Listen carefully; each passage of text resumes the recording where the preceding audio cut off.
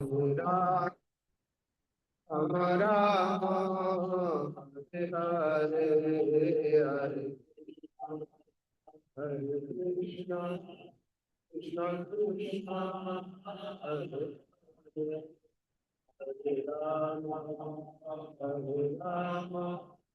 राम राम हरे कृष्णा कृष्ण कृष्णा हरे हरे हरे राम राम राम हरे हरे हरे कृष्णा कृष्ण हरे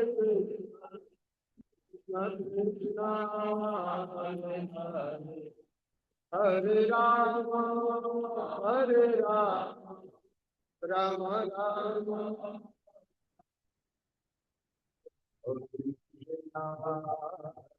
कृष्ण कृष्ण हरे राम राम राम हरे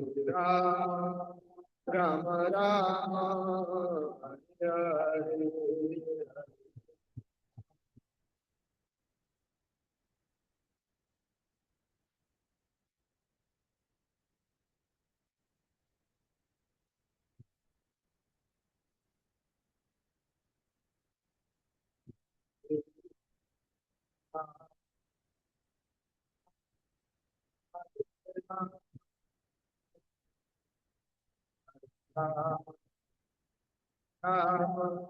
राम राम हरे हरे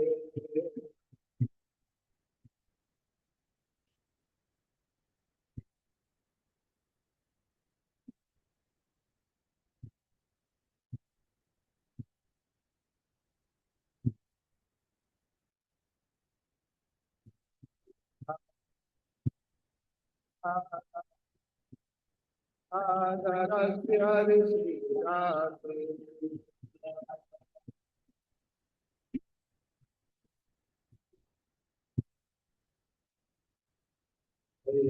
सीताराम सीताराम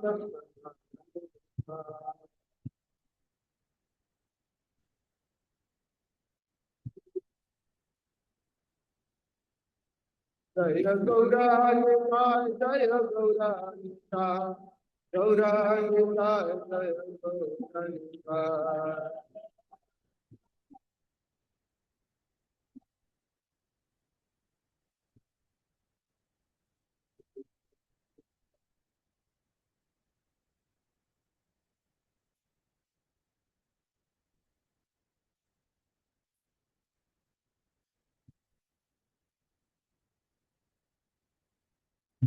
जय जय प्रभुपाद प्रभुपाद प्रभुपाद प्रभुपाद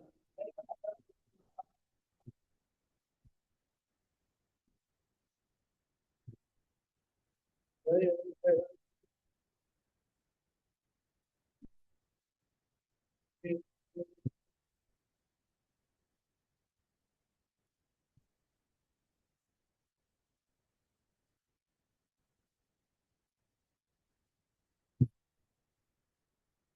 जय श्री शिवदास भगवान की श्री ललिता सखी की श्री सीताराम लक्ष्मण हनुमान की श्री गौर निताय भगवान की श्रीमद् भागवतम महापुराण की जगत गुरु शील प्रभुपाद की निताय निताय गौर प्रेमानंद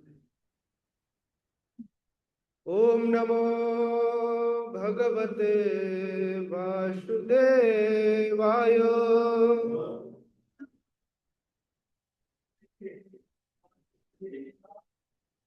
ओम नमो भगवते वासुदेवाय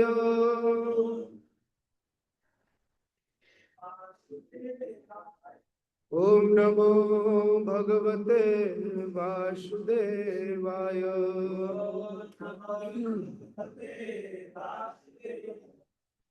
नारायणं नमस्कृत्य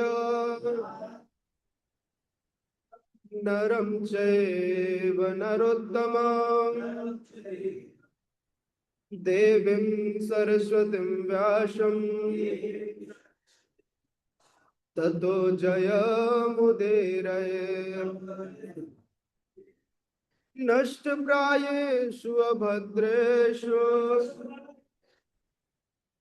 नित्यं भागवत सेवया भगवतीत्यमश्लोके भक्तिर्भवति नैष्टिके। कृष्णाय वासुदेवाय देवकी नंदनाय च नंदगोपकुमाराय गोविंदाय नमो नमः।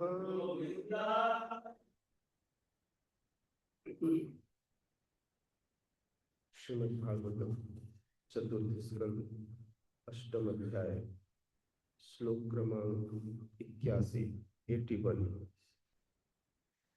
देवा ऊचुः नैवं विदामो भगवन् प्राणरोधम्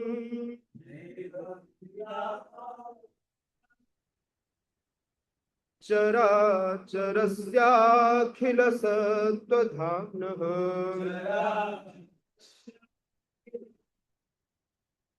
विधेहि तन्नो वृजिनाद्विमोक्षम्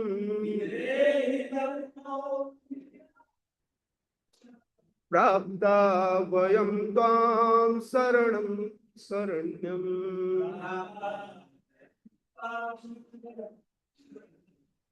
देवा ऊचुः नैवं विदामो भगवन् प्राणरोधम्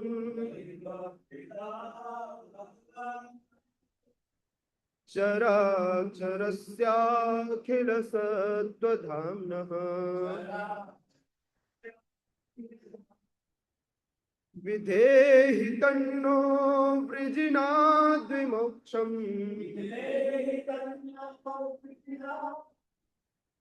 प्राप्ता वयं त्वां शरणं शरण्यम्।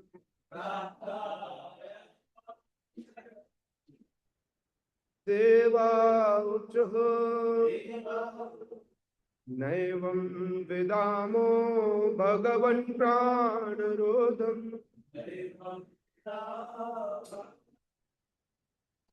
चराचरस्याखिल सत्त्वधाम्नः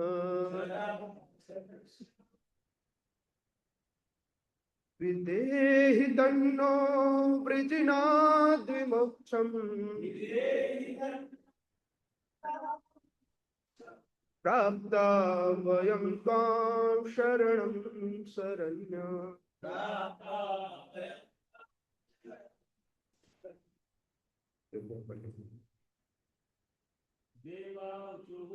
देवा ऊचुः नैवं विदामो भगवन् प्राणरोधम् विदामो भगवन् प्राणरोधम्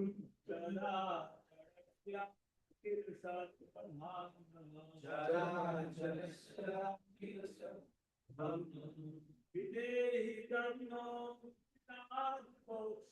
विधेहि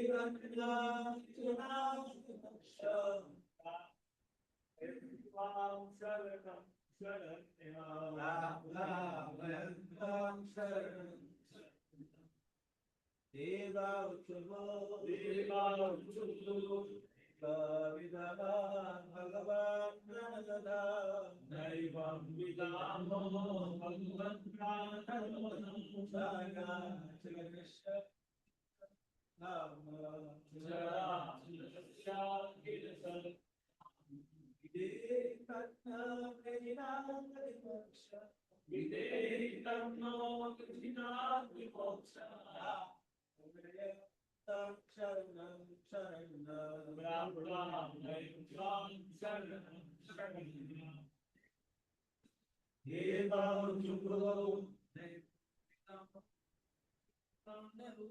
नैवं विदामो भगवन् प्राणरोधम्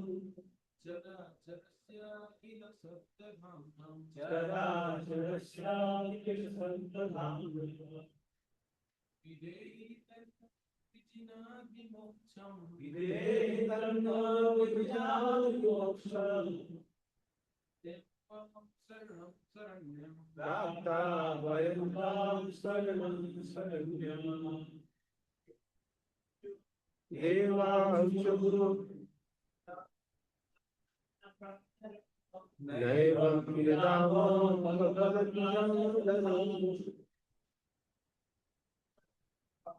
चराचरस्याखिलसत्त्वधाम्नम् देहि तन्नो विद्यानामोक्षम् प्राप्ता वयं मां शरणं देवांशुः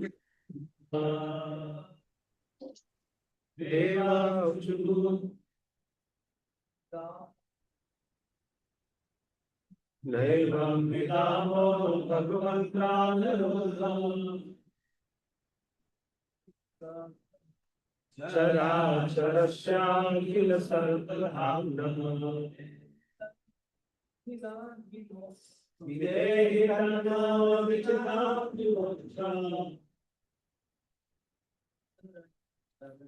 प्राप्ता वयं मां शरणं शरण्यः देवांशुः नैवं विदामो भगवन् प्राणरोधम् चराचरस्याखिलसर्वधाम्नः विदेहि तन्नो वृजनाद्रिमोक्षम् प्राप्ता वयं मां शरणं शरण्यः शब्दार्थ अनुवाद एवं तात्पर्य हिज डिवाइन ग्रेस अभय चरणारविंद भक्तिवेदांत स्वामी जगतगुरु शील प्रभुपाद जी के द्वारा जगतगुरु शील प्रभुपाद की देवाः उच्चुः देवताओं ने कहा न नहीं एवं इस प्रकार विदामः हम समझ पाते हैं भगवन हे भगवान प्राणरोधम अवरुद्ध हुआ सांस चर चर का अचरस्य अचल का अखिल विश्वजनी सत्व अस्तित्व धाम्नः आगार विधेहि कृपा करके जो आवश्यक हो करे तत् अतः नह हमारा वृजिना संकट से विमोक्षम उद्धार प्राप्तः निकट आता वयम हम सभी त्वाम आपको शरणम शरण शरण्यम शरण ग्रहण की जाने योग्य उनको आसन दीजिए आसन ले ठीक ठीक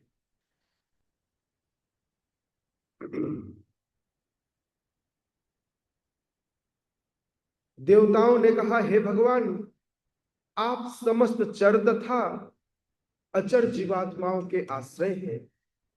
हमें लग रहा है कि सभी जीवों का दम घुट रहा है और उनकी श्वसन क्रिया अवरुद्ध हो गई है। हमें ऐसा अनुभव कभी नहीं हुआ।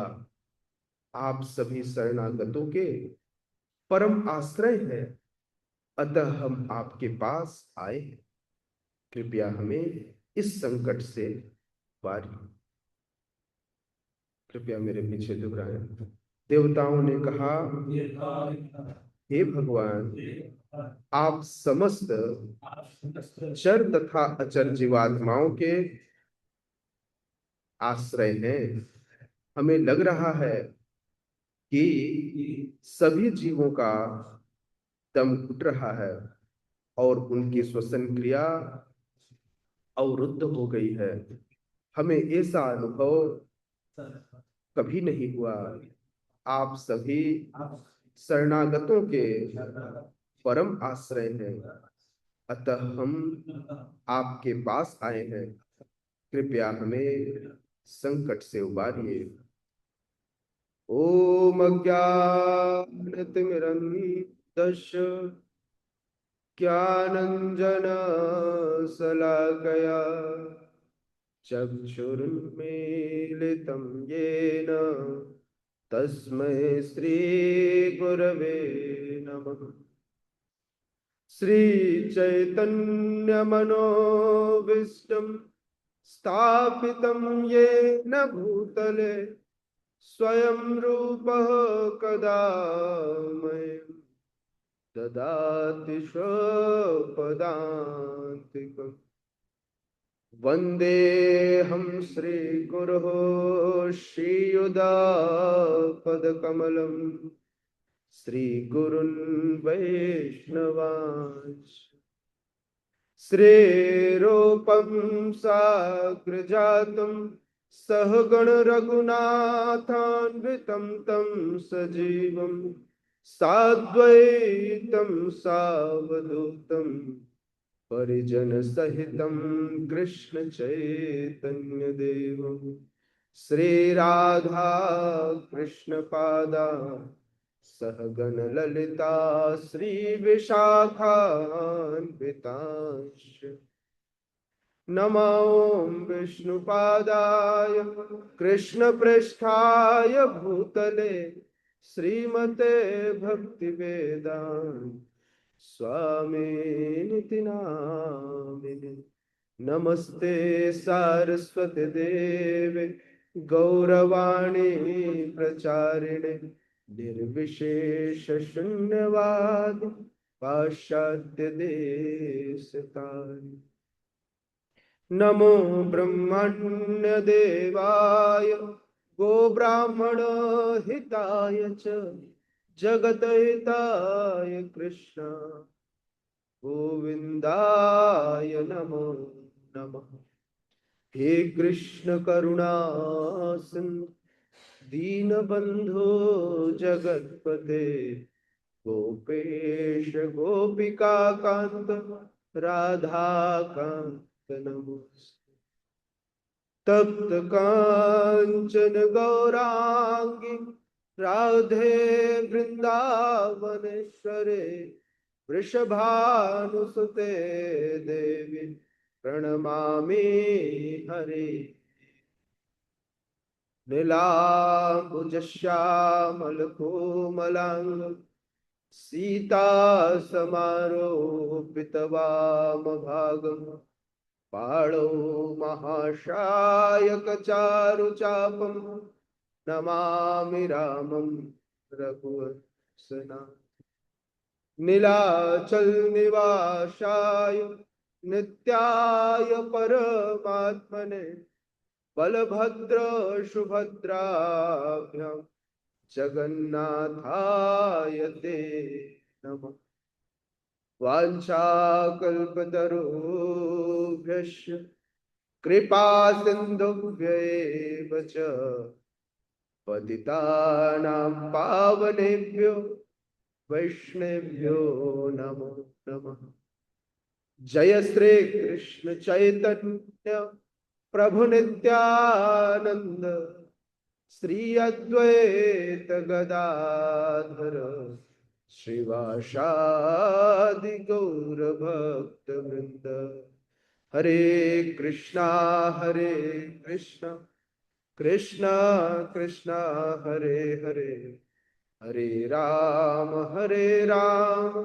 राम राम हरे कृष्ण। स्वागत है आप सबका श्रीमद् भागवतम चतुर्थ स्कंद अष्टम अध्याय। इस अध्याय का शीर्षक है ध्रुव महाराज का गृह त्याग तथा वनगमन। हम इस अध्याय के अंतिम श्लोक में हैं। अंतिम यह दो श्लोक। इसके बाद ध्रुव महाराज अपने जीवन के परम लक्ष्य को देखकर प्रसन्न होकर वे वापस अपने घर को जाएंगे। उससे पहले ध्रुव महाराज ने वैधि भक्ति के समस्त नियमों का पालन किया। गुरु के द्वारा दिए गए विधि विधानों को उन्होंने आत्मसात किया और अपने आप को भगवान, वैधि भक्ति कष्ट देती है, वैधि भक्ति जबरदस्ती कराई जाती है ना, जिसमें व्यक्ति जैसे जैसे प्रगति करता है उस प्रगति के अनुरूप उसकी जिज्ञासा भगवान के प्रति बढ़ती जाती है और तब वह परम सत्व के प्रति अपने आकर्षण को दृढ़ करता है। कैसे? नष्ट प्रायेषु अभद्रेषु नित्यम भागवत सेवया। क्या होता है? वह नित्य रूप से जब भागवत की सेवा करता है। भागवत कौन? एक तो भागवत महापुराण जिसकी हम श्रवण कर रहे हैं अर्थात भगवान की गुणगान, और दूसरा भागवत कौन? जो इस भगवत तत्व को अपने जीवन में संधान करने भागवत है, अर्थात समस्त साधुओं को भागवत कहा जाता है। तो दो तरह की भागवतों की सेवा की जाती है। जब इन दो भागवतों की सेवा में से किसी भी भागवत की सेवा की जाए तो क्या होगा?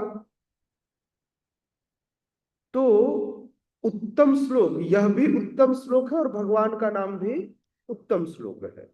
भगवान को भी क्या कहते हैं? पुण्य श्लोक या उत्तम श्लोक कहते हैं। भगवान को इस नाम से जाना जाता है।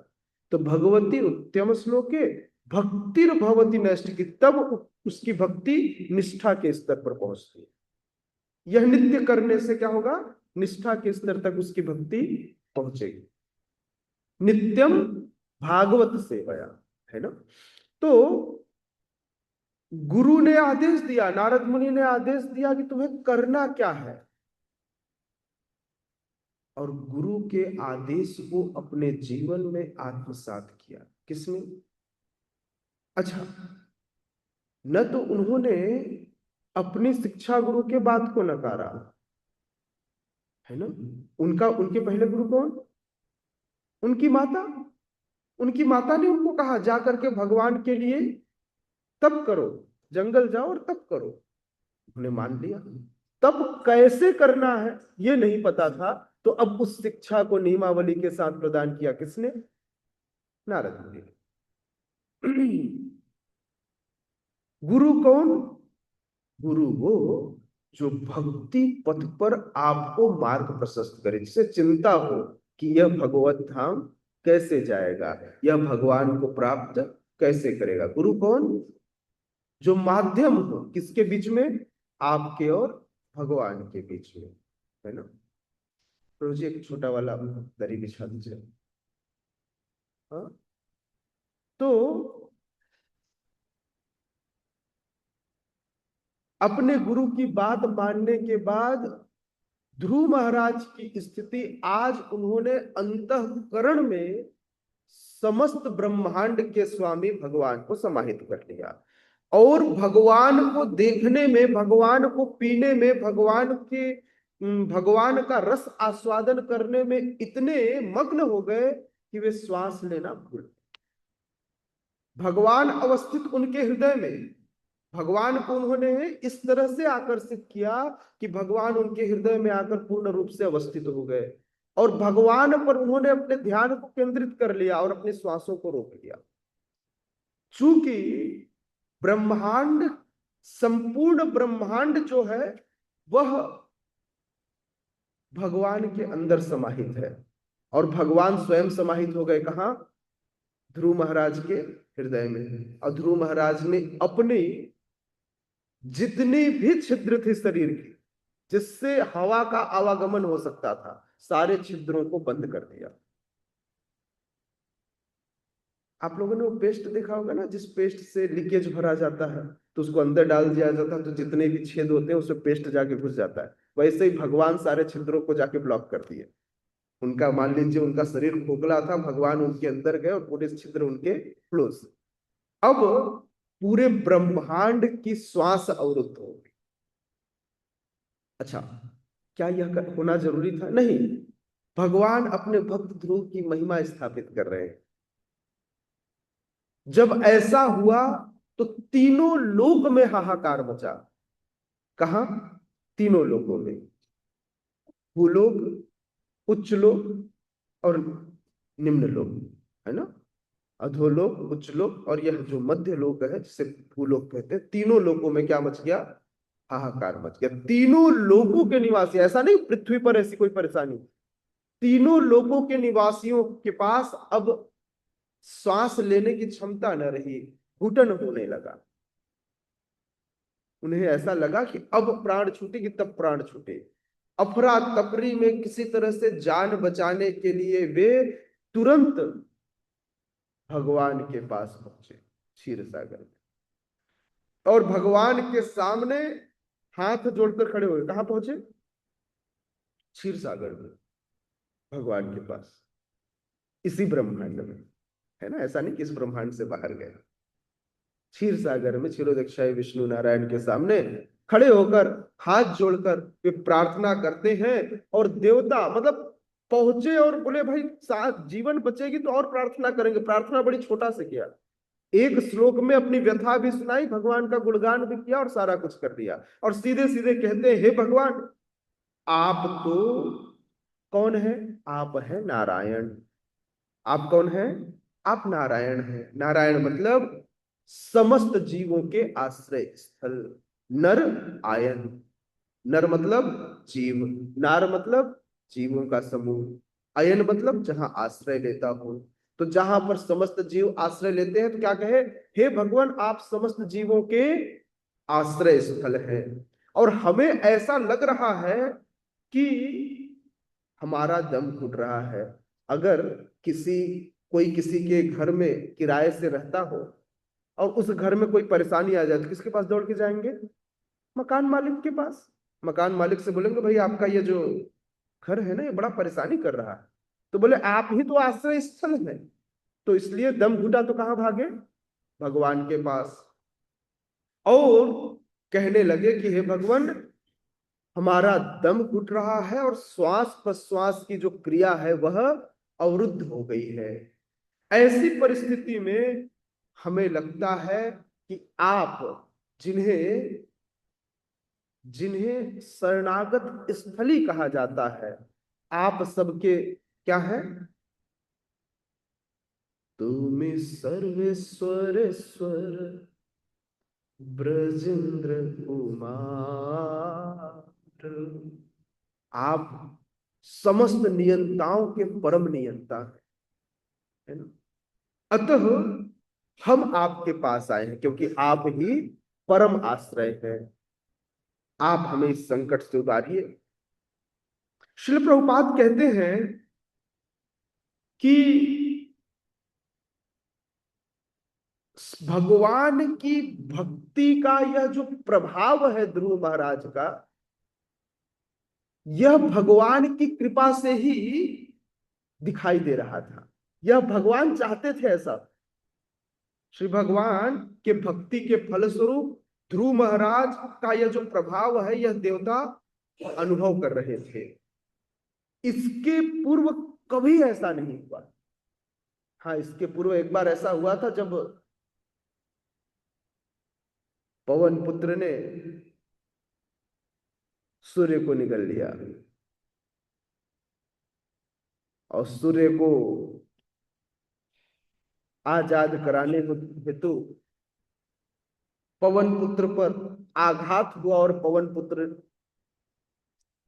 हनुमान को इस आघात से चोटिल हुआ देखकर उनके पिता पवन देव अपने आप को एक जगह पर सीमित कर लेते। तब भी ऐसी ही अफरा तफरी मची।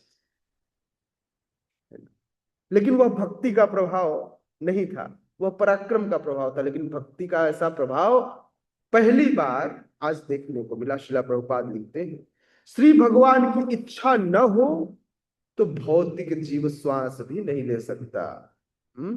अहंकार विमूढ़ात्मा कर्ता मिति मन्यते। लोगों को लगता है मैं कर रहा हूं, भगवान अगर श्वास के बीच में एक छोटी सी पत्ती डलवा दे, आपके श्वास की नली को अगर चिपका दे, तो पेस मेकर लगाकर उसके बीच में स्प्रिंग लगाकर उसे फैलाना पड़ता है, आदमी तब तक हाहाकार मच जाता है, नहीं? तो श्वास लेने की भी औकात जीवों में स्वयं से नहीं है। यह भी केवल भगवान की कृपा से ही हो सकता है। यह जो समस्त जीव है, ये समस्त जीव भगवान की बहिरंगी शक्ति के प्रतिफल है। ये जीव क्या है? ये प्रकृति का विस्तार। मया अध्यक्षेण प्रकृति सूयते सचराचरम। तो भगवान की बहिरंगा शक्ति का प्रतिफल है। और उन्हीं जीवों में देवता गण भी आते हैं, छोटी चींटी से लेकर ब्रह्मा जी तक ये सब जीव के स्तर के हैं। इस भौतिक जगत में समस्त समस्याओं का अंतिम हल केवल और केवल भगवान, और कोई हल नहीं। हाँ, लोगों को लगता है मैं हल करूंगा, तो यह संभव नहीं। और आध्यात्मिक जगत में ऐसी कोई समस्या होती नहीं। समस्याओं का घर कौन है? जेल। जेल से बाहर समृद्धि है, समृद्धि, क्योंकि वह हम सबका मूल है। चूंकि श्री भगवान न केवल भौतिक जगत के अपितु आध्यात्मिक जगत के भी स्वामी है। ऐसा नहीं सोचना चाहिए कि भगवान का वहां नहीं चलता, भगवान यही जीवों के कारण तो भगवान कहलाते हैं। कई बार लोग ऐसा कहते हैं हम नहीं होते तो भगवान कैसे होते, उनको भगवान कौन कहता है? तो यह वह धूर्तता है जिसमें लोगों को लगता है भगवान हमारे कारण नहीं। पुत्र के कारण पिता नहीं होता, पिता के कारण पुत्र होता है। हालांकि वाइस वर्षा ऐसा कह सकते हैं, पुत्र न होता तो पिता कहलाने का अधिकार कैसे प्राप्त था? फिर भी क्या एक ही पुत्र था? मान लीजिए कोई और भी पुत्र हो सकता है। ब्रह्मा ब्रह्मा जी ने इतने पुत्रों को उत्पन्न किया, ब्रह्मा जी ने इतने पुत्रों को उत्पन्न किया, कुछ उनके आदेशों के अनुगत होकर चले, कुछ ने कहा हमें आपके आदेशों के अनुगत नहीं चलना है। सनत कुमार 4 ऋषि भाग गए, उन्होंने सृष्टि में कोई सहायता नहीं की, उन्होंने पिता के आदेशानुसार गृहस्थाश्रम का अनुसरण नहीं किया।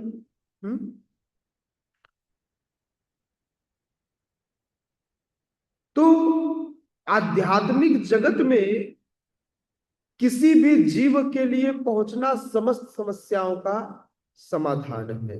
विश्वम पूर्ण सुखामय, ऐसा ऐसा जगत जहां पर कोई समस्या नहीं, और ऐसा ही एक जगत है जो है भक्तों का जीवन। भक्तों के जीवन में एक्चुअल में कोई समस्या नहीं होती, क्योंकि उसे अपने लिए कुछ चाहिए नहीं होता, तो समस्या कैसे? भक्तगण समस्त समस्याओं से पहले ही मुक्त होते, उनके पास कोई समस्या नहीं, क्योंकि मूल कारण है कि वे भगवान के पूर्ण शरणागत हैं। और भगवान के पूर्ण शरणागत होने के कारण उनके जीवन में समस्त समस्याओं से उन्हें मुक्ति मिल जाती है। जय श्री शादराज प्यारे भगवान की। क्योंकि भक्तों के लिए संसार में प्रत्येक वस्तु भगवान से जुड़ी है, और वही आनंददायक। सुख भी आनंददायक और दुख भी आनंद, दोनों ही। भक्त दोनों ही समय में आनंद पाता है। सुदामा के जीवन में कभी आनंद की कोई कमी नहीं रही, क्योंकि वो क्या है? वे सदैव पूर्णानंद के शरणागत रहे। अच्छा, जीवन में कष्ट बहुत थे, लेकिन आनंद की कमी नहीं थी। क्यों? क्योंकि वे सदैव पूर्णानंद के संपर्क में रहे। तो आनंद की कमी कैसे? सुख और दुख अलग चीज है और आनंद अलग चीज, पता है ना? सुख और दुख मिलता है शरीर को। सुख और दुख किसको प्राप्त होता है? शरीर को। और आनंद प्राप्त होता है आत्मा को। तो सुख और दुख का आनंद से कोई कोई लेना देना नहीं। हाँ, श्रील प्रभुपाद कहते हैं कि भक्त यह जानता है कि प्रत्येक वस्तु श्री भगवान की दिव्य प्रेममय भक्ति के लिए बनी। प्रत्येक वस्तु का प्रयोग केवल भगवान की सेवा में लाया जाना चाहिए और किसी कार्य के लिए नहीं। जब देवतागण भगवान के पास पहुंचे और भगवान से इस प्रकार प्रार्थना करते हैं तो भगवान कहते हैं, श्री भगवान वाच मां वैष्णम बालम तपसो दुरत्यया निवर्तयिष्ये प्रतियात स्वधाम यतो हि वह प्राण निरोध आसी दौतान पादी मई संगतात्मा। भगवान उत्तर देते हुए कहते हैं, हे देवों, तुम इस चीज से विचलित न हो। यह तो अच्छा, देवताओं को यह कारण भी नहीं पता था कि ऐसा क्यों हो रहा है, क्यों सांसें अवरुद्ध हो गई, क्यों हम सांस नहीं ले पा रहे हैं। तो भगवान उनको इसका कारण बताते हैं कि यह तो राजा उत्तानपाद की कठोर तपस्या और उसके दृढ़ निश्चय का प्रतिफल है। यह केवल उसके कारण हुआ है जो इस समय पूर्णतया मेरे चिंतन में लीन है, और चूंकि उसने अपने जीवन में श्वसन की क्रिया को, सांस प्रश्वास की क्रिया को रोक दिया है, अतः तुम सब भी श्वसन नहीं कर पा रहे हो। क्यों? क्योंकि उसने पूरा ध्यान मुझ पर केंद्रित कर लिया है। इसलिए अब तुम लोग निश्चिंत होकर अपने घर वापस जाओ। मैं तुरंत जाकर उस बालक को उसकी कठिन तपस्या से रोक दूंगा और तुम सब इस परिस्थिति से उतर। भगवान ने उन्हें आश्वासन दे दिया और उन्हें उनकी चिंता से मुक्त कर दिया कि चिंता मत करो, मैं उसकी जैसे ही तपस्या को रोकूंगा तुम सबकी परेशानी हल हो जाएगी। यहां पर एक शब्द है जिसका अर्थ मायावादी लोग गलत तरीके से निकालते हैं, वह है संगतात्मा। वे कहते हैं कि ध्रुव महाराज की आत्मा और भगवान की आत्मा दोनों एक हो गई। वे इस शब्द से इस बात को सिद्ध करना चाहते हैं कि इस प्रकार व्यष्टि आत्मा भगवान के साथ संयुक्त हो जाता है और ऐसे एकीकरण के बाद उस आत्मा का स्वयं में कोई अस्तित्व नहीं रह जाता। ये संगत आत्मा का वे मतलब बताते, ये मायावादी सिद्धांत है। किंतु यहां पर श्री भगवान स्पष्ट एक बात कहते हैं कि ध्रुव महाराज,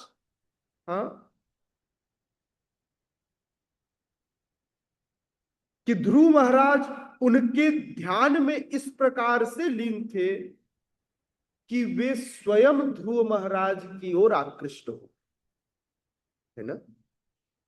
भगवान से प्रेम, भगवान की सेवा, श्रीमती राधा रानी का एक नाम है क्या, मदन मोहन मोहिनी, जो समस्त जगत को आकर्षित मोहित करने वाले कृष्ण को अपनी ओर आकर्षित करने, उन्हें कहते हैं मदन मोहन मोहिनी। भगवान की भक्ति भगवान को भी अपनी ओर आकर्षित कर लेती।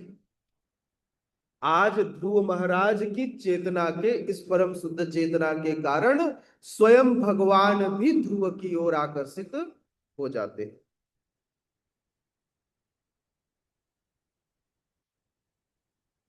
देवों को प्रसन्न करने हेतु स्वयं ध्रुव महाराज के पास भगवान जाने का निश्चय करते हैं और जाकर उनके कठोर तपस्या को रोकना चाहते। इस बात से इस बात का पता चलता है कि दोनों एक नहीं है ना। दोनों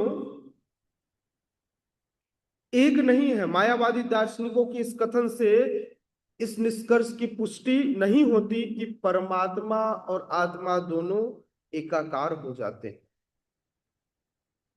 अपितु परमात्मा श्री भगवान ने ध्रुव महाराज को इस कठिन तपस्या से रोकना चाहा। यदि दोनों एकाकार हो जाते तो रोकने की आवश्यकता क्या थी, है ना। पूर्ण पुरुषोत्तम भगवान को प्रसन्न कर लेने से सभी को बड़ी आसानी से प्रसन्न किया जा सकता है। बिल्कुल उसी प्रकार जिस प्रकार पौधे के जड़ में जल डालने से पूरा का पूरा पौधा तना सहित फूल पत्ती फल आदि सिंचित हो जाते हैं, पोषित हो जाते हैं। यदि मनुष्य श्री भगवान की सेवा करे और भगवान को संतुष्ट करे तो यह चराचर जगत अपने आप ही संतुष्ट हो जाता है। सभी देवता श्वास प्रश्वास के इस प्रकार रुक जाने से बड़े आशंकित थे, किंतु भगवान ने उन्हें इस बात का विश्वास दिलाया कि ध्रुव महाराज महान भक्त है। ध्रुव महाराज की इच्छा कोई संसार को उलटफेर करने की नहीं है। वे तो जस्ट, उन्हें पता भी नहीं है कि ऐसा कुछ हो रहा है। वे तो इतने मग्न हो गए भगवान की सेवा में, भगवान के आकर्षण में, कि उन्हें पता ही नहीं चला। उन्हें किसी जीव से कोई द्वेष नहीं था कि मैं इनको मिटा दूंगा, मेरे साथ ये अन्याय हुआ है। नहीं, भगवान ऐसा कुछ भी वे नहीं चाहते थे। वे तो केवल भगवान के ऊपर अपनी चेतना को अवस्थित करते। इस प्रकार श्रीमद् भागवतम के चतुर्थ स्कंद के 8वें अध्याय ध्रुव महाराज का गृह त्याग तथा वनगमन नामक शीर्षक का भक्ति वेदांत तात्पर्य पूर्ण होता है। कल की कक्षा से हम प्रारंभ करेंगे अध्याय 9, ध्रुव महाराज का घर लौटना। श्रीमद् भागवतम महापुराण की जगत गुरु श्रील प्रभुपाद की उपस्थित गौर भक्त वृंद की निताय निताय गौर प्रेमानंदे। Thank you so much. Hare Krishna.